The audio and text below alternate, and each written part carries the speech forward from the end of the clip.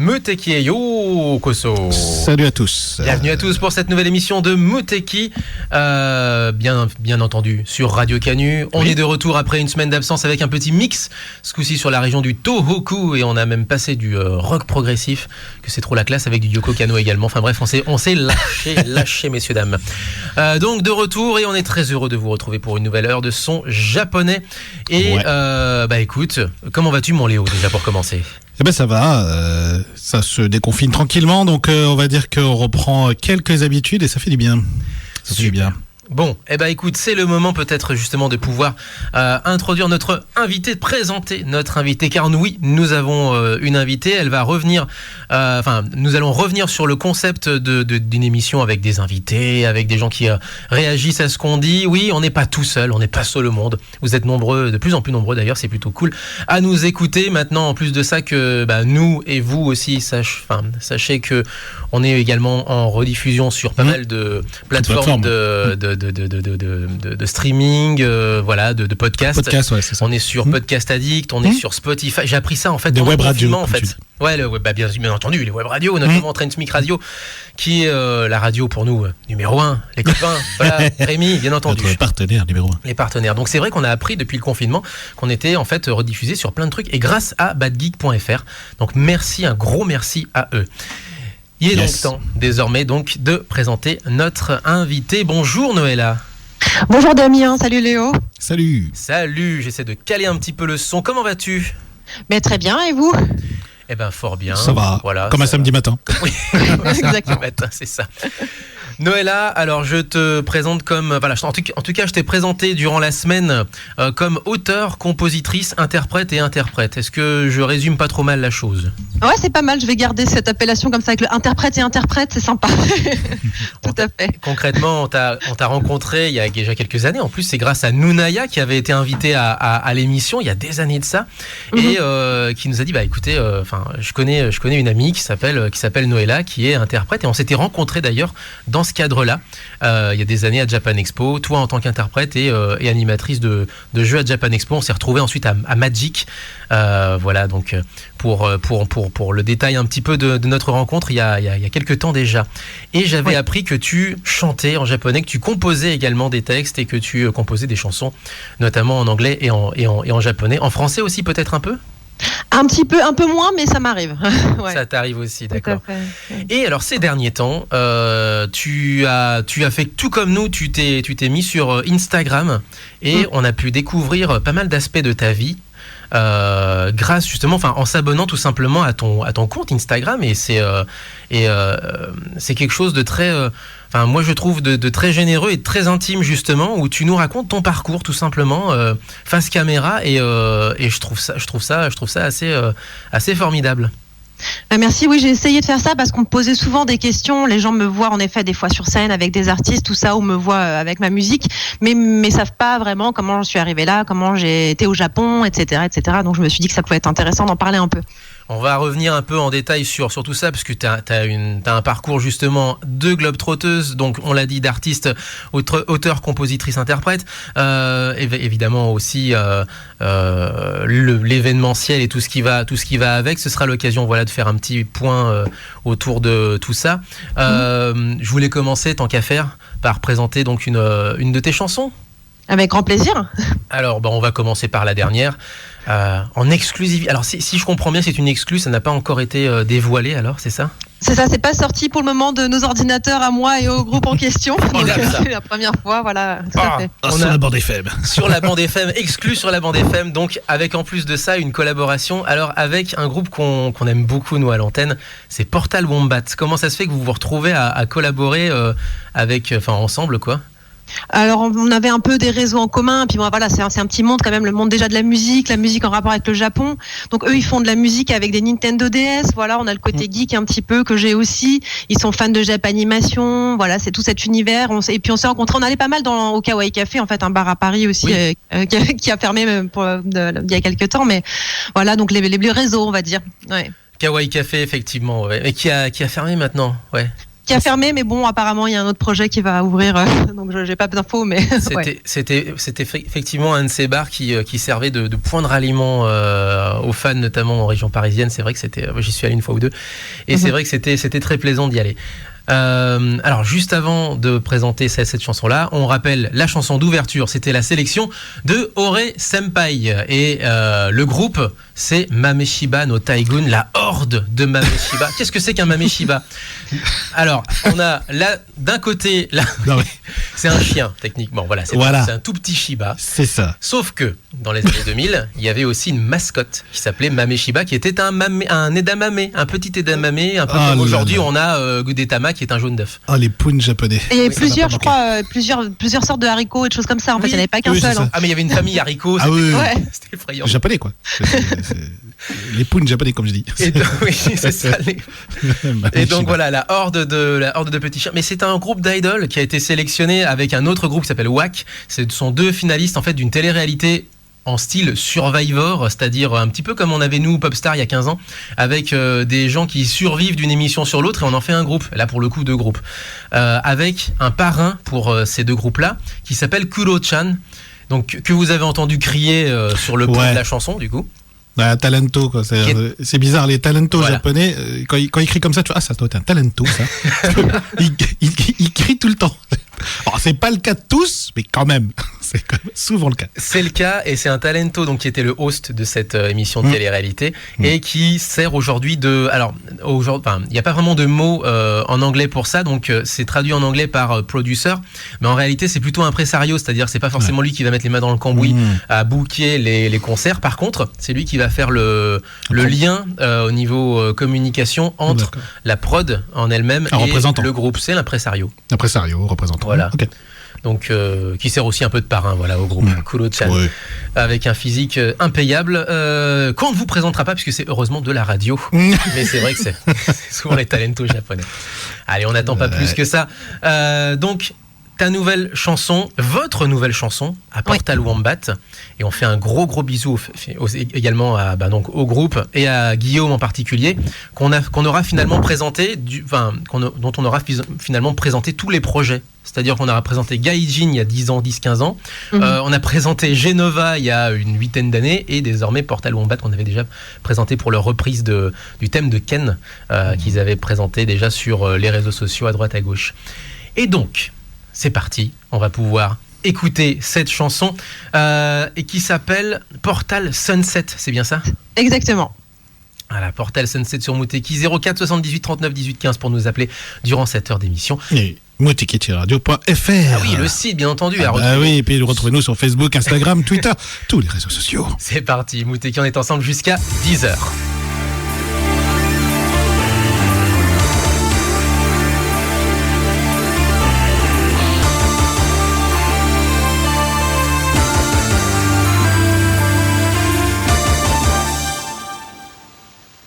Mouteki, l'émission préférée des méchants.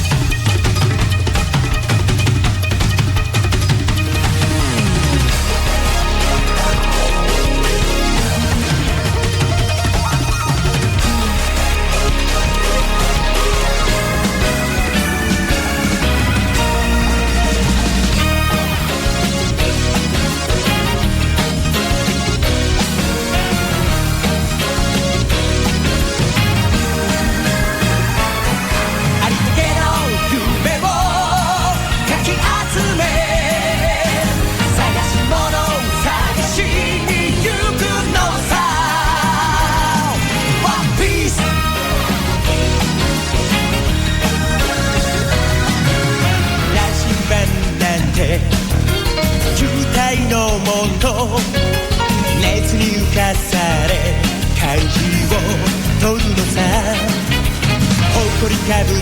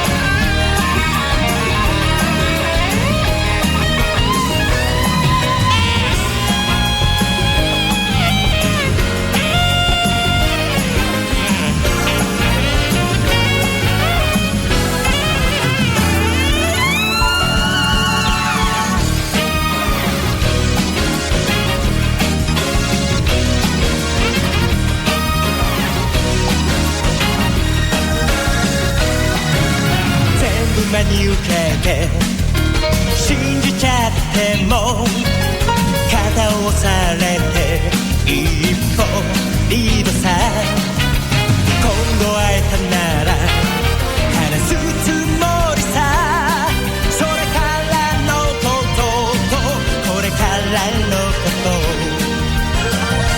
つまりいつもピンチは誰かにアピールできるいいチャンス自意識過剰に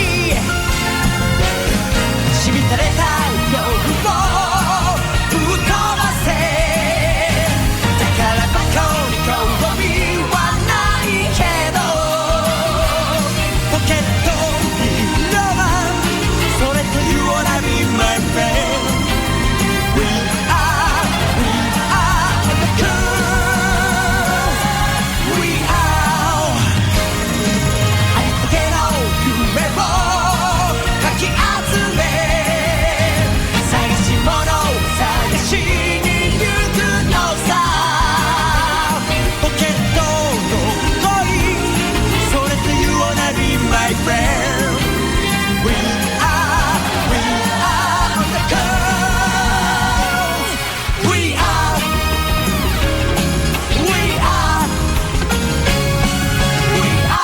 Pas vraiment besoin de présenter cette chanson. Hiroshi Kitadani, si vous ne connaissez pas le nom de l'interprète de cet hymne des événements et conventions en tout genre. Ah bah, dans les années 2000, début 2010, si t'as pas chanté sur ça, t'as pas été en convention, c'est pas possible. Non, c'est pas possible, c'est l'hymne, c'est l'opening 1 de One Piece, série mythique. Et toujours pas achevé. Qui est toujours pas achevé, ni en manga, ni en animé. Et voilà, tout le monde chantait dessus, enfin c'est en karaoké, ça nous faisait réévoquer les karaokés de nuit à Epitanim. Vu que Epitanim, c'est une des rares conventions qui restait ouverte quasi tout le temps. Alors, dont la légende parle que ça durait 72 heures non-stop. Il y a quand même eu des pauses d'une heure, de temps en temps. Et donc, One Piece We Are était indispensable dans ces karaokés. Et tout le monde chantait, hein. C'était impossible de passer au travers. Et juste avant, il s'agissait de Portal Sunset. Donc Portal Wombat featuring Noëlla. Est-ce que c'est bien dans cet ordre-là qu'il faut annoncer la collaboration? Noëlla. Oui, voilà, on n'a pas donné d'ordre particulier, mais je pense que ça me semble pas mal. C'est quand même eux qui ont fait toute la chanson derrière. Moi, je suis venue que apporter une touche en plus, on va dire. Ouais. Donc Portal Wombat featuring Noëlla avec donc cette collaboration qui s'est faite donc par rencontre, puisque vous êtes plus ou moins tous les deux le groupe et toi en région parisienne. Mais alors juste après on a passé donc une chanson emblématique des animés, et il me semble que tu reprends toi aussi des animés également, des génériques d'animés. Oui, tout à fait. Je suis sur un label en fait au Japon et je travaille avec eux. Je pense ça fait 2-3 ans. Et oui, je vais reprendre des chansons très connues en général d'animés japonais et des fois un peu moins connues aussi avec ce label, tout à fait. D'accord. Justement, qu'est-ce qui t'a mis le pied à l'étrier au niveau musical? Je sais que tu en as déjà parlé forcément dans tes vlogs, mais globalement, qu'est-ce qui t'a mis le pied à l'étrier? Ça fait très longtemps en réalité que tu chantes. Oui, je chante depuis que je suis petite en fait. J'ai un amour pour la musique que mes parents m'ont transmis. J'ai fait du piano toute petite aussi, voilà, donc j'aimais beaucoup ça. Et j'ai pris mes premiers cours de chant à 14 ans, je crois, 14-15 ans. En commençant par le jazz, donc qui est encore un peu loin de la musique plutôt d'animé et tout ça, mais bon, j'ai un style un peu qui est très formateur, et j'adore en fait, j'ai un style très éclectique en général, et même dans mes chansons en général, je pense que ça se retrouve parce que j'aime pas m'arrêter à un seul style en fait. Bon, c'est bien. Et du coup, tu t'es retrouvé à chanter en japonais, mais finalement un peu par hasard. Un peu par hasard, oui, on va dire. Disons que j'avais mon amour pour le Japon et tout s'est un peu rejoint. Hein. C'est déjà, j'ai découvert en fait la musique japonaise quand j'étais adolescente par une correspondante qui m'a envoyé une cassette audio de Utada Hikaru, de son premier album, et je me suis retrouvée à beaucoup aimer cette langue pour chanter, on va dire. Parce que alors j'ai fait allemand première langue et comment dire, voilà, donc pour chanter c'est un peu plus compliqué. Et j'ai eu le japonais, donc j'ai découvert cette langue et qui là passe beaucoup mieux, je trouve, pour ce genre genre de choses, on va dire, avec l'anglais qui est aussi très bien. Mais du coup, voilà, le rapprochement s'est fait un peu comme ça aussi. D'accord. Effectivement, ça n'a rien à voir. On peut citer Nancy Schlouf-Ballon, mais je pense qu'il n'y a pas beaucoup de monde qui peut nous citer de la pop vraiment chantante. En allemand, on est plutôt sur des rythmes effectivement un peu plus agressifs. La pop allemande. Oui, il y a de la pop allemande et il y a de la pop allemande. Il y a une dizaine d'années, j'avais ramené une petite cassette de CD que j'avais acheté à HMV, parce qu'au Japon c'est HMV, mais là-bas c'est HMV. Forcément. Mais il y avait quand même de la pop, même si on est plutôt là-bas à jouer sur les clichés d'une langue qui est assez gutturale. Après, il y a l'opéra aussi en allemand, il y a pas mal d'opéra, il me semble. Voilà. Oui, non, mais je veux dire, l'allemand, c'est sûr que à l'époque, par exemple, dans les années 90, quand il y a eu l'Eurobeat, l'Eurodance qui battait son plein, c'est quand même eux qui ont inventé la techno, quoi. La version un peu brutale. Et on a d'un côté un amour pour la chanson et de l'autre un amour pour le Japon. Et là, on va plus sur ton côté globe-trotteuse. Tu as été un peu partout. Presque dans le monde. Si je comprends bien, tu as été aussi résidente en Floride, tu as habité au Japon pendant des années. Est-ce que tu peux nous résumer comme ça un petit peu ton parcours, s'il te plaît ? Bon, malheureusement, j'ai pas fait le tour du monde. J'espère que je vais avoir on la est pas loin dans le futur. Mais ouais, j'ai toujours aimé en fait voyager. Et les États-Unis, j'adorais les États-Unis avant d'adorer le Japon. Et enfant, en fait, j'avais de la famille là-bas, donc j'ai voyagé là-bas. Et j'ai appris l'anglais toute seule. J'ai appris le japonais et l'anglais en fait en autodidacte. J'ai pris quelques cours, mais pas plus que ça. Et donc oui, j'ai été travailler. J'ai eu l'opportunité d'aller à Disney en fait en Floride. Donc j'ai vécu quelques mois là-bas avant de vivre au Japon. Donc quelques années après. Qu'est-ce qui t'aura le plus marqué ? Qu'est-ce que tu aimes dans cette vie au Japon ? Tu y es resté quand même pas mal d'années ? Je suis restée 3 ans au Japon et alors c'est vraiment autre chose. On va dire que j'adorais la vie. Déjà, tout le monde en parle, mais la sécurité là-bas. Il y a une certaine liberté aussi. Enfin, qu'on ressent peut-être plus en tant qu'étranger d'ailleurs qu'en tant que japonais, mais oui, je sais pas, c'était complètement opposé à ici. Et moi, j'aimais aussi tout ce qui était les dramas, les animés, donc je me retrouvais un peu dans ce monde-là, et c'est quand même assez fou en fait en arrivant là-bas. Je suis finalement rentrée en France, mais pour une raison un peu toute simple, c'est que je voulais me rapprocher de ma famille parce que j'ai eu ma fille qui est née là-bas. Mais sinon, j'aimais beaucoup vivre là-bas. En tant que gaijin, tu as pu voir justement les avantages, les inconvénients aussi, mais effectivement, c'est une vie qui a aussi, j'imagine, des avantages. Est-ce qu'on te pardonne plus de choses peut-être parce que tu es étrangère ? Ah, certainement, oui. Déjà au niveau de la langue, évidemment, on s'attend pas à ce que tu aies un niveau parfait dans tous les cas. Au niveau, on essaye de respecter au plus possible toutes les choses à faire et tout ça. Mais bon, si tu fais pas les choses parfaitement, de toute manière, voilà, t'es une étrangère, donc on s'attend pas au même niveau. En effet, après, je sais pas. J'ai mon expérience personnelle, c'était comme ça, mais oui. Est-ce que c'est ça qu'il faut peut-être dire aux gamins ? Enfin, c'est une expression consacrée avec beaucoup de guillemets, bien entendu, mais tous ceux qui souhaiteraient éventuellement, peut-être avec beaucoup de naïveté par rapport à leur amour pour le Japon, mais qui souhaiteraient vivre là-bas et qui aimeraient peut-être trop en faire. Est-ce que c'est pas ça qu'il faut donner comme conseil, c'est-à-dire n'oubliez pas que vous êtes étranger, mais que ça peut être aussi un avantage dans la vie de tous les jours? C'est très intéressant, oui, je pense en effet, parce que même moi, en arrivant au Japon, au début, on essaye comme ça de faire un petit peu avec tout ce qu'on a vu sans être là-bas. Et alors que finalement, c'est plus un point positif de jouer entre les deux, on va dire. Il faut bien évidemment respecter le plus possible les gens, la manière de faire les choses, mais il faut garder, je pense, son côté original de gaijin, en effet. En respectant toujours, par contre, je précise, parce que j'ai vu des personnes qui respectaient pas tout, qui volaient des parapluies, ce genre de choses. Voilà, donc par contre, ça, faut mieux éviter malgré tout. Assumer avec respect son côté gaijin, enfin son origine effectivement étrangère. Et ben justement, ce métissage, tu l'as notamment, du coup, par ta vie, par tes enfants désormais, et aussi, du coup, en chanson. Et je voulais enchaîner justement sur une des chansons. En l'occurrence, Oh, qui était donc, alors si je comprends bien, le premier titre que tu as composé. C'est ça, tout à fait. En fait, j'ai écrit ce titre en fait en conduisant pour aller. J'allais à la mer en Normandie et puis ce titre m'est venu comme ça, donc je l'ai écrit en conduisant. Je me suis arrêtée évidemment pour écrire tout ça. Et en fait, c'est en fait justement notre amie commune Unaya à qui je l'avais fait écouter mes maquettes et tout ça, et elle m'a encouragée parce que pour moi je me dis bon c'est rigolo comme ça, c'est pour chez moi, mais elle m'a dit non vas-y tu devrais le faire tout ça. Et petit à petit de fil en aiguille comme ça j'ai été amenée à le pouvoir vraiment l'enregistrer d'une manière sympa. On m'a fait quelqu'un m'a produit la chanson derrière sur mes compositions, et j'ai même pu faire un clip grâce à donc Salomé Dubois qui est une amie d'ailleurs qui est en Corée actuellement, qui m'a été présentée aussi par Nunaya. D'accord, bah écoute, c'est l'occasion de pouvoir justement écouter, le passer à l'antenne et pouvoir faire découvrir ça à ceux qui ne le connaîtraient pas encore. C'est disponible, hein, bien entendu, sur différentes plateformes de streaming audio, notamment Spotify. C'est directement sur le Spotify que je vais passer le titre. Donc on va enchaîner sur cette chanson, une autre ensuite derrière, et par contre après, quelques petites news avant ensuite de revenir. Voilà. Un peu de sport. Et Léo, il est heureux, Au Japon. le sport est revenu au Japon, le Japon se déconfine. On va donc enchaîner sur cette chanson-là. On reste avec toi, tu restes avec nous et on est ensemble encore jusqu'à 10h. Hein, Mouteki, eh ben on est toujours ensemble encore pour à peu près 25 minutes. C'est parti.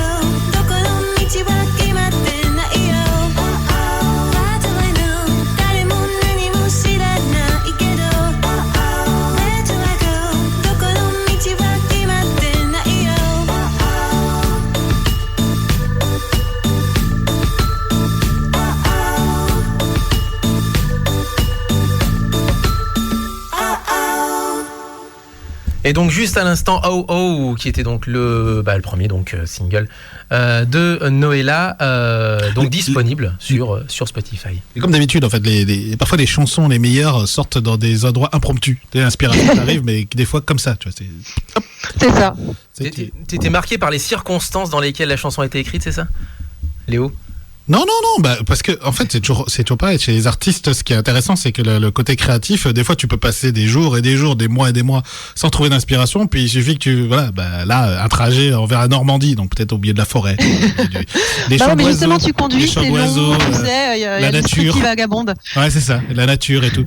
Et il y en a d'autres, c'est la nuit, ils rêvent d'un truc, puis tout le rêve est complètement fou, et puis il se réveille le matin, il fait c'est bon, j'ai l'OST de mon rêve, et là tu fais ok, très bien, c'est comme tu le sens. Tu vois, ça moi j'ai le souci parce que souvent je rêve des mélodies, mais par contre je les oublie au réveil, oui, donc c'est un petit peu problématique. C'est vrai que l'inconvénient c'est de ne pas se souvenir de ses rêves. Ça m'arrive très souvent. Ça de toute façon ça va à tout le monde, c'est clair. Tu vois, mais je suis assez admiratif de ça parce que moi je suis pas du tout un créatif, tu vois, je suis plutôt j'ai des études d'ingénieur et tout, donc je suis plutôt le cartésien, tu vois, de base. Donc je suis toujours admiratif des artistes qui arrivent à créer de rien. Moi je suis un peu je suis extrêmement admiratif de ça, de créer des choses à partir de rien, alors que moi je suis incapable de ça, quoi. C'est pas possible. On est toujours avec Noëlla, bien entendu. Noëlla, from Paris, from Tokyo, from beaucoup d'endroits dans le monde. Mais alors, toi, moi je garde forcément comme nom Noëlla from Paris.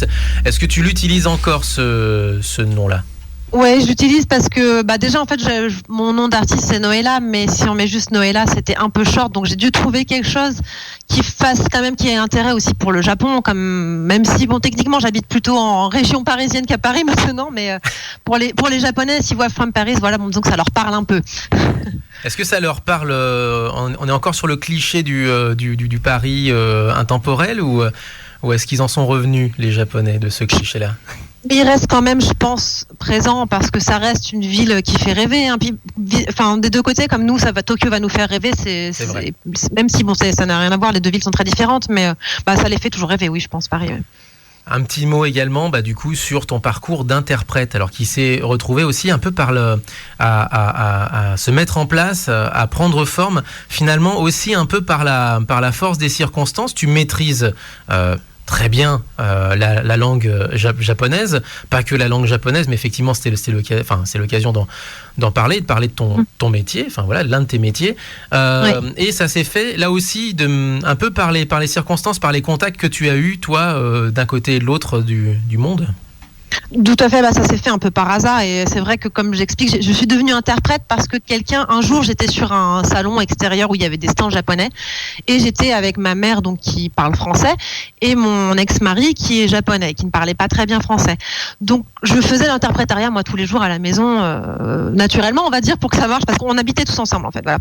Et donc sur ce salon on y va et je parle et puis quelqu'un me dit mais tu pourrais être interprète, et moi justement à ce moment je venais d'avoir mon deuxième enfant et je voulais commencer à reprendre le travail parce que j'avais pas de carrière particulière, on va dire. J'ai fait plein de choses à gauche à droite et on m'a dit ça, j'ai dit pourquoi pas, oui en effet ça m'intéresserait, et donc voilà je me suis retrouvée à faire mes premières missions petit à petit, hein. C'est les premières années évidemment quand on est freelance on n'a pas forcément beaucoup de clients, mais un premier client puis un second, et j'ai travaillé donc à Japan Expo en salle invitée, on va dire. Je me occupais des boissons, des choses comme ça, des guests, que tout se passe bien pour eux, et là j'ai rencontré monsieur Shirakami qui s'occupe des émissions Japan in Motion, Esprit Japon, et avec qui j'ai été amenée à travailler par la suite. D'accord, voilà pour les premières rencontres. Et du coup, il a fallu se lancer. Et il y a eu des gens qui t'ont poussé, qui t'ont encouragé, qui t'ont dit mais tu peux en faire quelque chose de j'allais dire de professionnel. J'avais envie de dire de sérieux, mais c'était déjà sérieux déjà à la base.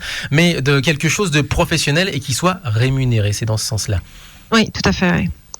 Donc c'est surtout en effet monsieur Shirakami, après d'autres gens en effet, mais c'est lui en fait qui m'a mis sur scène pour la première fois, parce qu'on peut interpréter mais interpréter sur scène c'est encore autre chose, et justement avec des artistes, et quand comme moi on aime la musique, c'est l'idéal en fait de pouvoir interpréter pour des artistes. Et le premier groupe pour qui j'ai interprété sur scène c'était les Pink Babies pour une petite scène, un événement Hiroshima Japon à Paris. Ouais.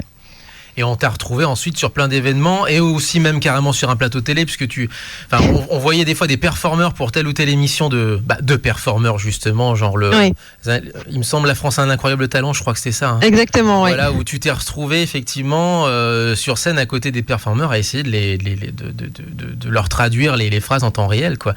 C'est un travail, c'est presque un travail de sportif de haut niveau, puisqu'il faut vraiment que tu prennes la balle au bon, puisque comme c'est de la télé, il faut que ça aille en plus très vite. Alors tout à fait. Après, c'est pas du direct, donc après, ils font des montages, donc ce qu'on voit à la télé, c'est pas tout non plus. Mais enfin, oui, il faut dans tous les cas faire. Enfin, moi, j'interprétais en direct, mais voilà, c'est ça. C'est en prise directe. Voilà. Après, ils sélectionnent les parties qui les intéressaient plus sur les interviews. Mais oui. Et c'est assez impressionnant quand même si on a l'habitude de la scène. C'est vrai de se retrouver avec plein de caméras, puis avec des personnes connues, hein, les membres du jury, voilà, qu'on connaît tous un peu. Donc c'était rigolo. Même si moi personnellement, je regarde pas énormément la télé parce que je suis plus comme beaucoup d'autres maintenant sur Netflix, YouTube et compagnie, mais c'est assez impressionnant quand même. Comment je peux organiser ma question ? Comment se fait-il qu'on se retrouve finalement quasiment, au même moment, à débarquer sur Instagram, proposer du contenu ? Moi, je vois tes vlogs, je trouve ça passionnant. Je te vois tes work in progress également. Qu'est-ce qui a fait que tu as eu envie de te livrer à ce point, si j'ose dire? Est-ce que c'est peut-être une volonté aussi de regarder, tu as fait tellement de choses, est-ce que c'est aussi peut-être une volonté de regarder dans le rétro en disant j'ai quand même fait sacrément du chemin? Qu'est-ce qui t'a motivé pour te livrer comme ça aux moyens d'histoires qui sont suivis justement par tes abonnés sur Instagram? Alors c'est une bonne question. C'est sûr. En fait, j'avais commencé à le faire un petit peu en japonais parce que quelqu'un m'a dit mais comment t'en es arrivé là? Et j'ai dit bon ok, je vais essayer de t'expliquer un peu en japonais.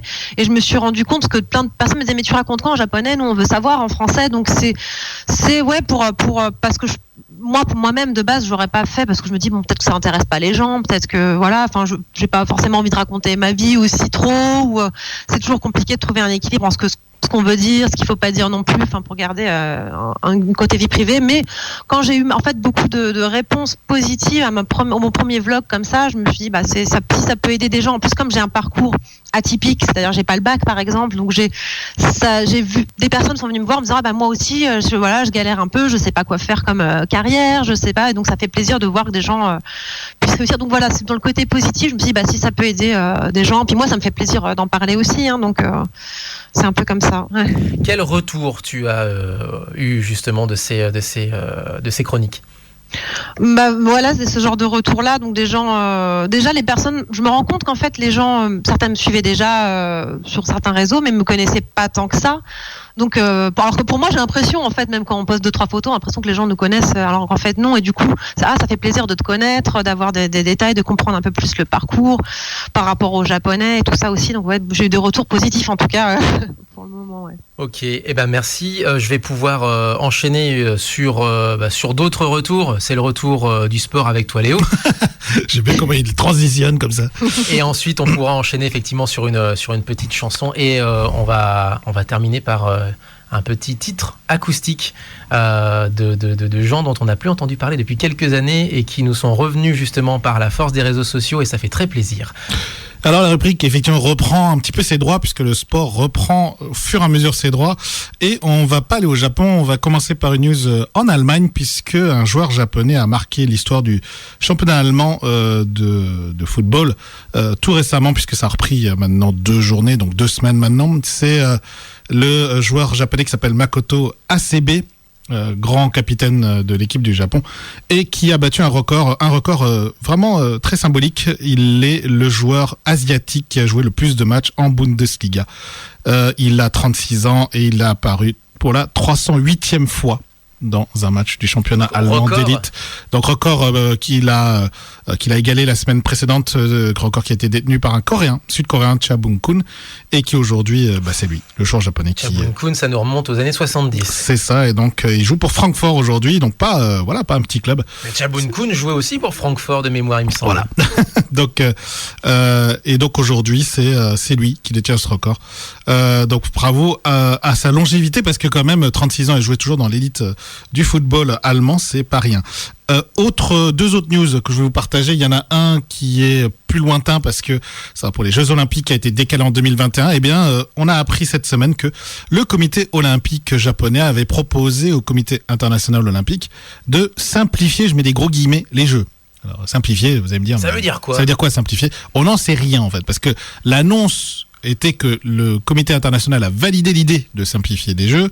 Le comité japonais a proposé, semble-t-il, plus de 200 idées de simplification, allant de la torche olympique, allant des espaces occupés, allant au service autour de ça, au marketing. Enfin, il paraît qu'il y a plein d'idées, mais dans la conférence, aucun détail. Voilà, donc il y a rien du tout parce que le problème, c'est que l'idée, c'est que dans juillet prochain, les Jeux seraient organisés avec l'idée que le coronavirus puisse revenir, et donc il y a moins de monde dans les stades, moins de circulation et donc moins d'argent qui rentrerait dans les caisses du comité japonais olympique et comité olympique japonais. Un événement qui se ferait sur un paramètre plus restreint. Alors non, il n'envisage pas de réduire le nombre de sports, ni de réduire le nombre d'athlètes qui seraient sur place, c'est comme le cœur des Jeux, mais tout ce qui est autour. Donc après, franchement, on est à 1 an et quelques mois des Jeux prochains. Ça peut beaucoup bouger, parce que si on se rend compte que le coronavirus ne reviendra pas aussi fortement qu'on l'a vécu, peut-être qu'ils vont rester sur des jeux classiques. Mais aujourd'hui, voilà, ça a été une décision assez importante, parce que ça veut dire que le scénario de jeu simplifié peut être envisagé. Après, qu'est-ce que ça veut dire ? Oui, qu'est-ce que ça veut dire ? À la japonaise, les gars. Donc ça veut dire on simplifie des jeux. Ok, bon, ça veut dire que ça va être plus compliqué à organiser encore derrière. Donc, voilà, c'est compliqué la vie en essayant de la simplifier. Voilà, exactement. Je prends la balle au bon, justement. Noëlla, qu'est-ce qui différencie de travailler à la française et de travailler à la japonaise ? Comment tu l'as ressenti, toi, pardon ? Alors c'est un peu compliqué, parce qu'en fait même ça fait tellement longtemps que j'ai pas travaillé la française que c'est vrai que c'est différent. Alors les trucs que je me souviens surtout, c'est le côté très organisé des Japonais, c'est-à-dire quand je suis arrivée au Japon, que j'ai dû travailler, il y a d'abord une réunion tous les jours, tous les matins, ou avant de travailler, tout le monde fait une réunion pour dire aujourd'hui il va se passer ci, il va se passer ça. Encore aujourd'hui, quand les Japonais viennent en France et que je travaille avec eux sur certains salons, c'est pareil. Le matin une réunion, le soir une réunion. Enfin, c'est vraiment tout est voilà, comme ça organisé de cette manière. C'est de la réunionnite aiguë, alors, du coup. Un peu, oui. Parce qu'on aime ou on n'aime pas, voilà. Donc il y a une certaine utilité, je pense, parfois. Bon, c'est voilà. C'est beaucoup de réunions, de mes souvenirs. Hein. Ouais. Et dernière news, donc sport qui est important, extrêmement important pour le Japon, c'est le baseball et le koshien. Tournoi lycéen. Je pense qu'effectivement, on n'a pas fait d'émission pendant cette période du confinement en France.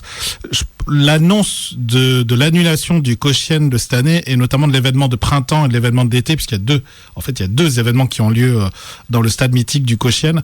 Je pense que les gens ne se rendent vraiment pas compte du drame que c'est pour les lycéens japonais qui sont qualifiés pour le tournoi de printemps et le tournoi d'été. C'est tellement important que des mangas tournent autour de ça, des dramas tournent autour de ça, des films racontent le koshien. Enfin, en gros, le koshien, c'est l'événement ultime des lycéens japonais. Alors après, vous allez me dire, bon, les premières et deuxième années de lycée, ils pourront encore tenter leur coup pour la deuxième et troisième année de l'année suivante. Mais il y en a mais la troisième année, qui n'ont jamais vécu ça les années d'avant, et qui finalement qualifient leur équipe pour ce tournoi-là, ils sont en troisième année, c'est terminé. Il n'y aura pas de koshien pour eux, et jamais pour eux. Donc, il faut trouver une solution. Et donc, il faut trouver une solution, et la fédération de baseball japonais propose, surtout la branche lycée de cette fédération, propose d'organiser quand même un tournoi amical durant l'été, donc qui aura lieu durant quelques jours en août, mi-août, pour que les lycéens puissent venir fouler le terrain du koshien, pour récupérer, parce que c'est une tradition, récupérer le sable qui se trouve dans le stade. C'est toujours une tradition de récupérer le sable du stade pour le garder en souvenir. Et donc ça sera un match pour les 32 équipes qualifiées, un match chacun leur tour, donc les 16 rencontres qui se dérouleront donc durant les week-ends, durant les 10 et 12 août et 15 et 17 août. Voilà, c'est une moindre consolation, parce que voilà, le koshien, c'est comme un tournoi. Ce sera pas un mythique. Spring koshien, ce sera un summer koshien, alors. Oui, sauf que c'est pas un tournoi non plus. C'est que c'est vraiment un match amical. C'est juste pour dire qu'il n'y a pas de vainqueur. Donc, je pense que pour certains, c'est vraiment un drame. Au niveau du lycée, ça va quand même pas mal traumatiser, à mon avis, cette période-là. Après, il n'y a pas que le baseball, il y a tous les tournois lycéens qui sont annulés. Celui de rugby également. Celui de rugby. Très connu. Celui du rugby, celui du volley, enfin tout est annulé. Et de foot aussi. Donc c'est autant vous dire que c'est un vrai drame parce que, encore une fois, pour ceux qui connaissent très bien les animés, les mangas et notamment ceux de sport, toute une partie quand ça se passe au lycée, toute une partie de l'animé raconte l'entraînement durant l'été, puisque eux ils ont des vacances très longues enfin un peu comme nous, mais ils ont un mois de vacances complet au mois d'août. Et en général, pour ceux qui sont inscrits dans des clubs de sport, c'est le mois d'entraînement, c'est-à-dire qu'ils font que ça pendant ce mois-là pour se préparer pour le tournoi d'été qui a lieu en automne. Bon, c'est pas grave. C'est pas grave, c'est un tournoi d'été. Il vaut mieux pas jouer l'été d'ailleurs. Non, d'ailleurs au Japon, il vaut mieux pas jouer en août ou en juillet, c'est mauvais. Et donc tout tourne autour de ça. Quand tu es membre d'un club de sport, tout tourne autour de ça. Et donc faut vraiment se rendre compte de ça. Donc je pense c'est pour ça que la fédération japonaise de baseball a souhaité au moins symboliquement réunir les 32 équipes qualifiées au niveau national. Donc ça va d'Hokkaido jusqu'à Okinawa, s'il y a une équipe d'Okinawa qui se qualifie. Et donc toutes les préfectures sont représentées et donc ils veulent symboliquement ramener tous les lycéens pour leur permettre de fouler le sol pour ceux qui n'ont jamais foulé ça. Eh ben, c'est l'occasion, de découvrir une nouvelle manière, effectivement, pour les recruteurs aussi, une nouvelle manière de regarder les jeunes talents éclore. C'est malheureusement tout le temps qu'on a. Avant de se quitter, juste une petite présentation et on pourra effectivement faire les choses comme il faut. Te remercier bien entendu Noëlla pour être venue à l'émission bien entendu juste avant on présente la chanson qui va venir avec une petite particularité puisque ce groupe c'est un groupe qui vient de se mettre en place qui s'appelle The Betrayed. Derrière ce groupe là se trouve Ryo Fujimura ex Acid Flavor, le groupe Acid Flavor, et Shu qui est l'ex-batteur de Dio Distraught Overlord. Et ces deux gars se sont réunis samedi dernier pour faire un petit live, mais pas pour n'importe quelle circonstance, puisqu'il s'agissait d'une convention à la maison. La semaine dernière devait se tenir, je vais y arriver, le AnimeCon, convention qui est à La Haye aux Pays-Bas, et qui n'a pas lieu forcément, mais ils ont proposé un AnimeCon at home, c'est-à-dire avec certains des performeurs qui pouvaient proposer des performances à voir sur Twitch. C'était le cas. Ils ont proposé une petite performance comme ça le samedi soir et dès le dimanche, dès le lendemain, à peine toiletté, tout ça, ils ont réarrangé 2-3 petits trucs, monté les niveaux, enfin égalisé un peu le son. Et dès le lendemain, ils ont posté ça sur Bandcamp. Donc c'est à retrouver sur Bandcamp.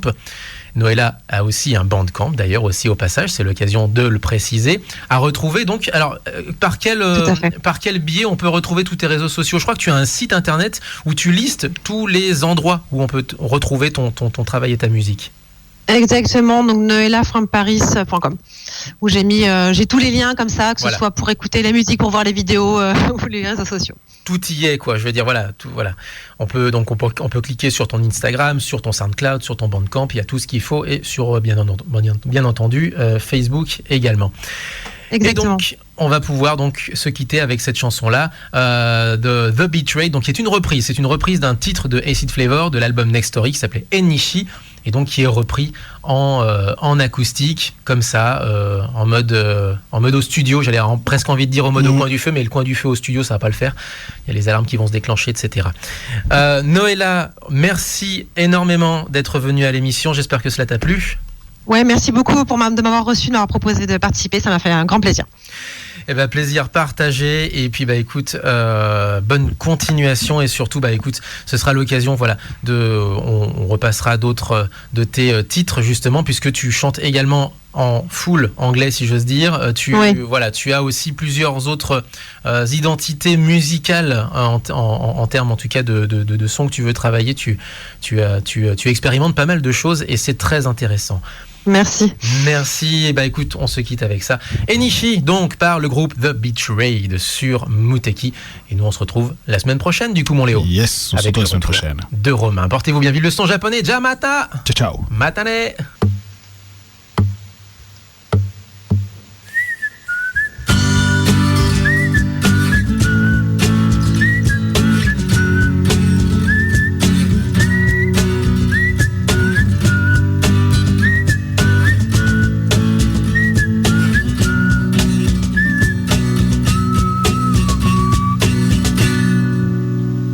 夕闇の